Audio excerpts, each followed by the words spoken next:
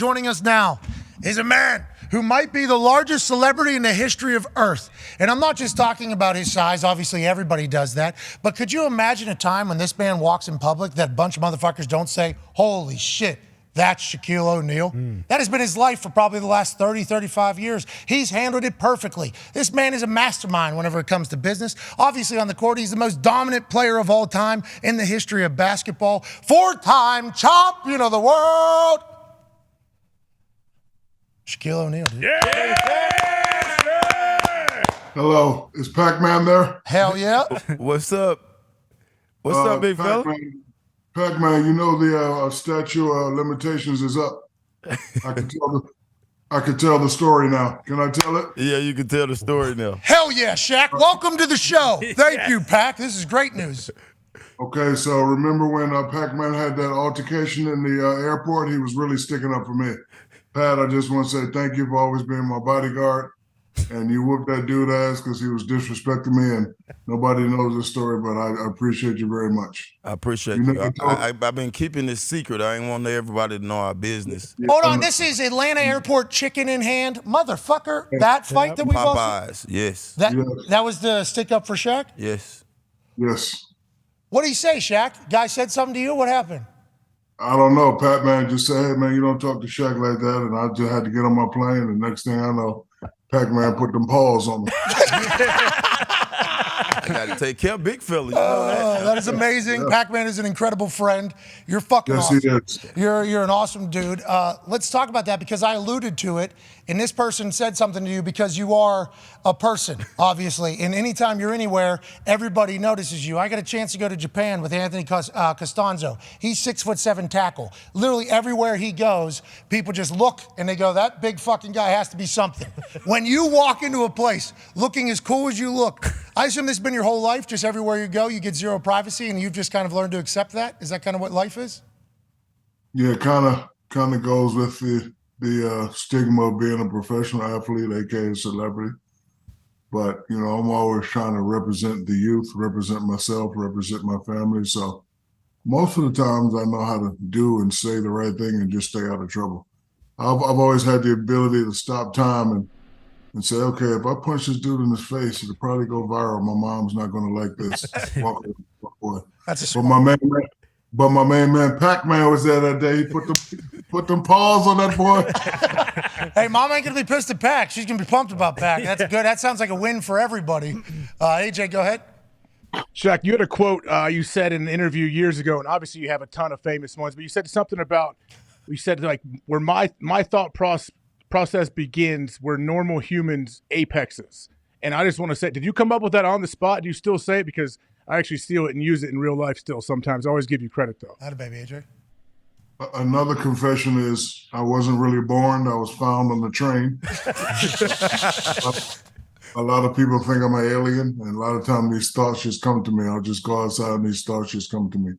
I realized that in order to be the best or to be perceived as the best, you have to have forward thinking. So I just, growing up in a drill sergeant environment, my dad wasn't, satisfied with good enough. We had to be damn near perfect. So, whenever I score 30 points and, somebody said, oh, he had a dominant game, I said, no, you missed 12 free throws. You should have 42 points. You should have did this. You should have did that. I was always trying to, better myself.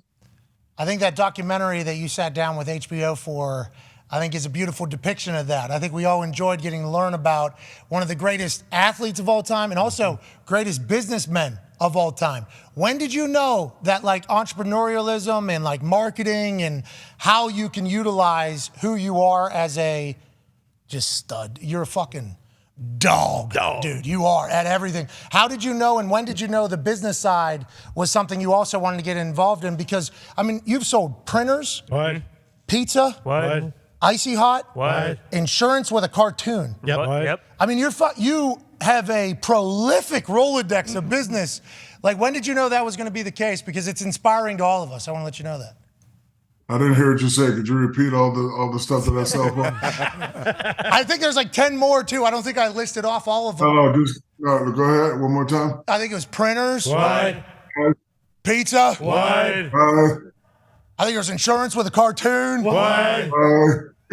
And now there's Novex Biotech GF9, which ups the human growth hormone levels 682%. Available now at novexbiotech.com. You are a business savant, though. Like, absolutely. The shoes, obviously, we've all heard all the stories of, like, oh, your shoes are too expensive. Then you buying the company and saying, fuck it, we're going short. When was that, like, a focus for you, and how did you know that was a gift?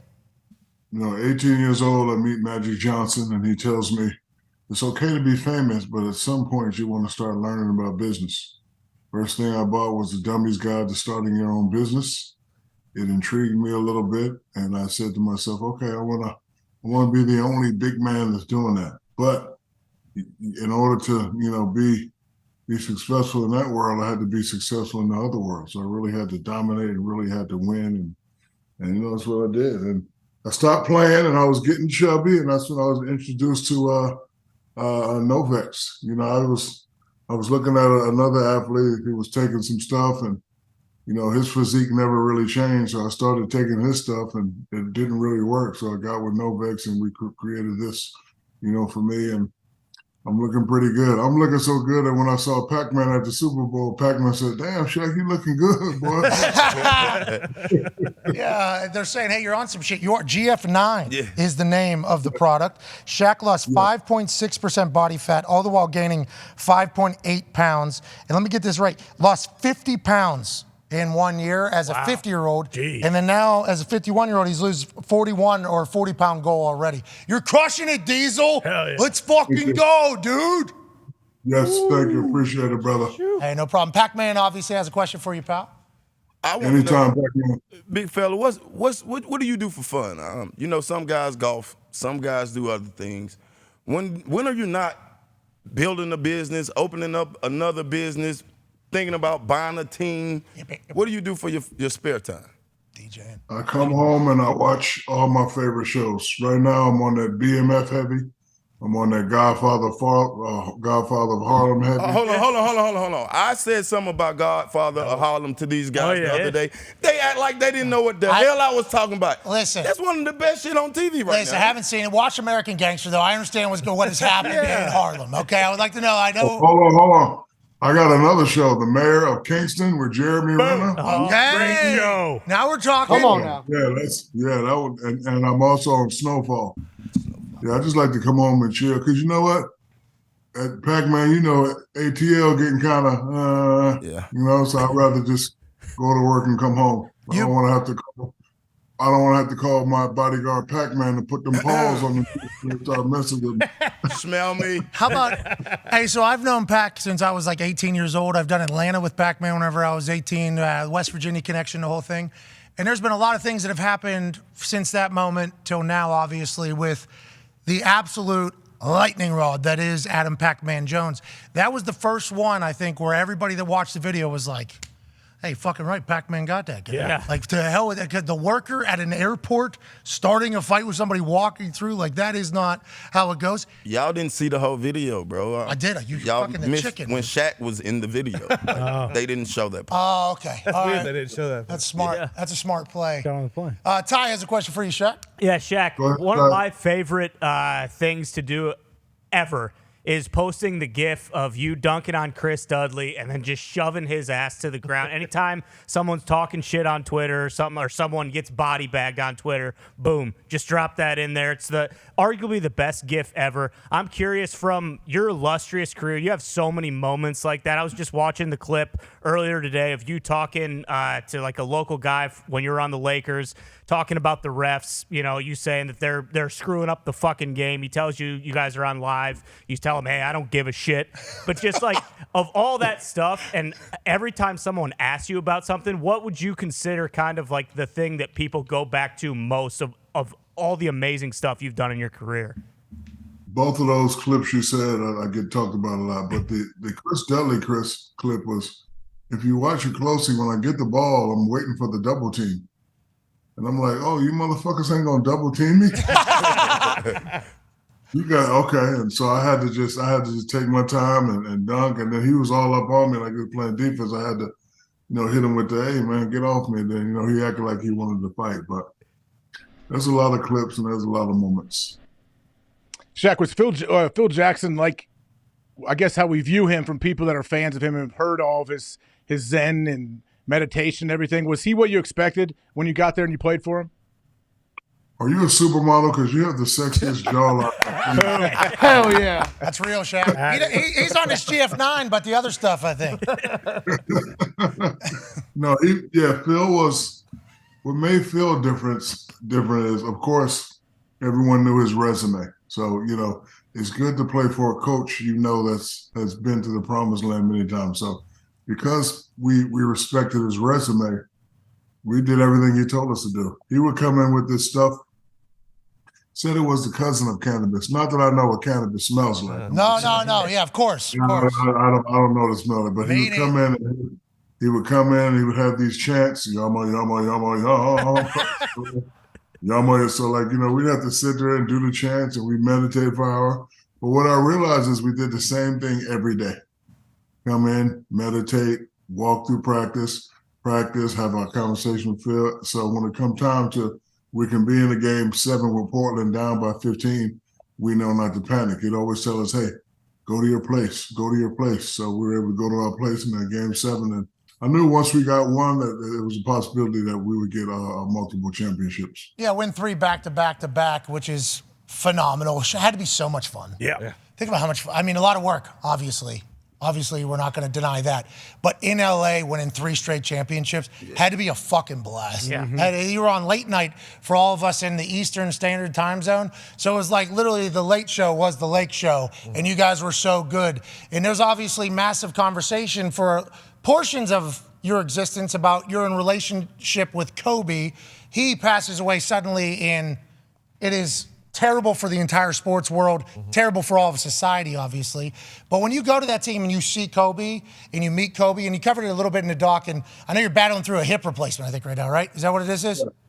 Yes, it's killing me right now. And you asking all these dumbass questions. I apologize for wasting any of your rehab time or painful time. But when did you know Kobe was a dude? Was it like immediately upon seeing him, you're like, oh, this is a guy? Is that something that the Mamba mentality, like you could notice? Or how long into it, you think? Right away. I knew that he wanted to be great. I knew that he was very passionate about the game. And I knew that if something was done he didn't like, he would voice his opinion. Kind of reminds me of Pac-Man. Pac-Man and I have the same relationship. We haven't always seen eye to eye, but the respect is there. Like, hey, Pac-Man, you shouldn't do that. Motherfucker, don't call me that. You're right. So, Pac-Man's my little brother. I'm his older brother. I think the respect factor is way more important than the I like you, I love you factor. We've had many conversations. I love Pac-Man.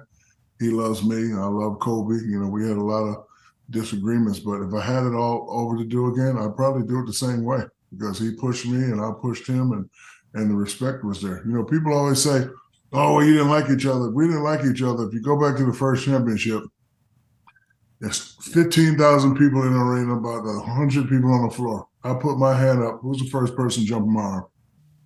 Look at it. Look it up. So, you don't have to be all lovey-dovey all the time. You just have to have respect. I was like, hey, I could, talk to my brothers. I could talk to my boys in a respectful manner. I'll never disrespect them.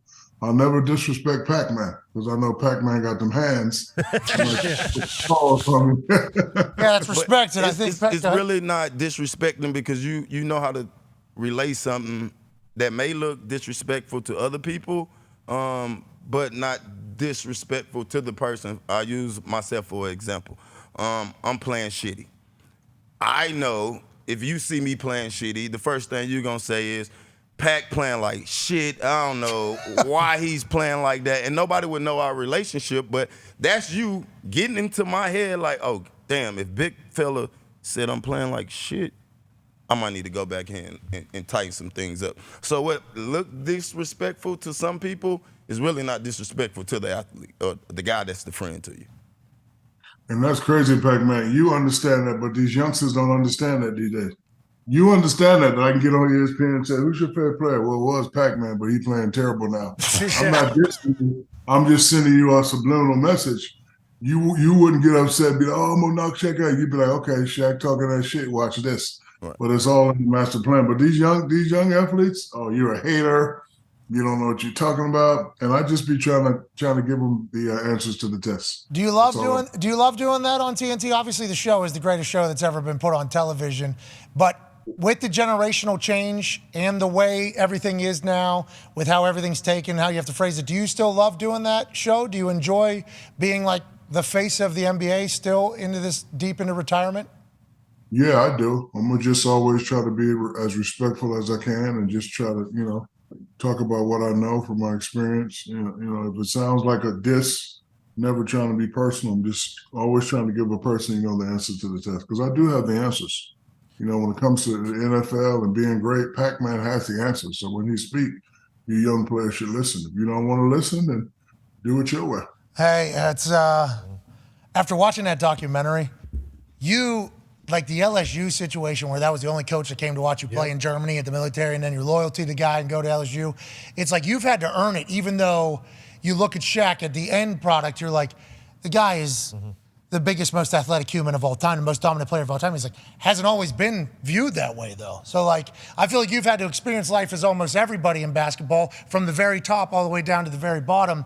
You're a great mouthpiece for the league. They're lucky to have you. Last question here as you get back to your rehab. Connor has it for you. Yeah, Shaq, speaking of that, a lot of times... No, I don't want to talk to you. I want to talk to the dude in the fucking cowboy hat. He ain't such Tone Diggs.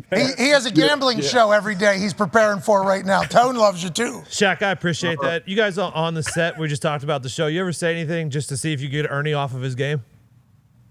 I don't like that question. Back to the other guy. All right, Connor is this guy in the other hat. Awesome. No, actually, you know what? You guys may think Charles and I are the funniest. Ernie Johnson's the funniest guy on the set. Don't let Ernie fool you. Ernie Johnson is the funniest guy on the set. Trust me on that. Something to think about here as we're watching Ernie work. He is a master point guard up there. Yes, he is. He really is. I love Ernie Johnson. Connor, I don't know, dude. I don't know either. I figure just fuck it, Good run. Great to talk to Shaq. All right, Shaq, great having you, man. Appreciate you coming on. How's the hip? How many days out are we? I just got it done last week, so I'm all right. Is it full replacement? What is it? Yeah, replacement. Yep. Okay, with your size and how much you ran and everything like that, you would assume that this type of stuff would happen. Is this the first time a full replacement has happened on a body part, or are you just expecting more? No, what happened was at the Super Bowl, I tried to disrespect Pac-Man, and he asked me if I played football in high school. I told him I did. So I ran a little route, and that motherfucker came around the corner and tackled me to some chairs, and I had to get the surgery.